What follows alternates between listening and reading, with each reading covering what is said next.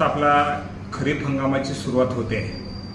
साधारणतः हवामान विभागाने आपल्याला यावर्षी सांगितलेलं की चांगल्या पावसाचं आपल्याला वर्तमान हवामान विभागाने वर्तवलेलं आहे आणि या अनुषंगाने आपल्याला जे संपूर्ण खरीप हंगामामध्ये जी पिकं आहेत त्या पिकासाठी लागणारी खतं, बियाणं, औषधं याचं संपूर्ण नियोजन कृषी विभागाच्या मार्फत करण्यात आलेलं आहे।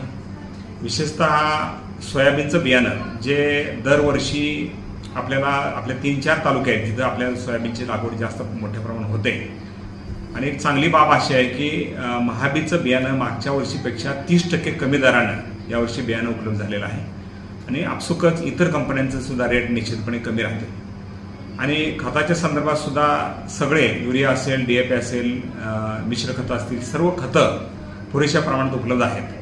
कुठल्याही प्रकारची आपल्याला अडचण असेल तर आपण तालुका स्तरावरती आणि जिल्हा स्तरावरती भरारी पथक आणि दक्षता पथक नेमलेले आहेत। आपल्याला कोणत्याही प्रकारची अडचण असेल तर आपण निश्चितपणे या सर्वांना संपर्क करावा आणि आपल्याला सूचना आहे आणि विनंती आहे की आपण कुठलंही खतं बियाणं घेत असताना त्याची पावती घ्या। बियाणं ज्यावेळेस आपण फोडतो बॅग त्यावेळेस खालच्या बाजूने बियाण्याची बॅग फोडावी आणि त्याच्यातलं बियाणं सॅम्पल आपल्याकडे शिल्लक ठेवावं, त्याचे टॅग, त्याची पावती, बिल जपून ठेवावं जेणेकरून आपल्याला कुठलीही अडचण आली तर त्या संदर्भात आपल्याला तक्रार करता येईल आणि आपल्याला त्या नुकसान भरपाई मिळू शकते। धन्यवाद।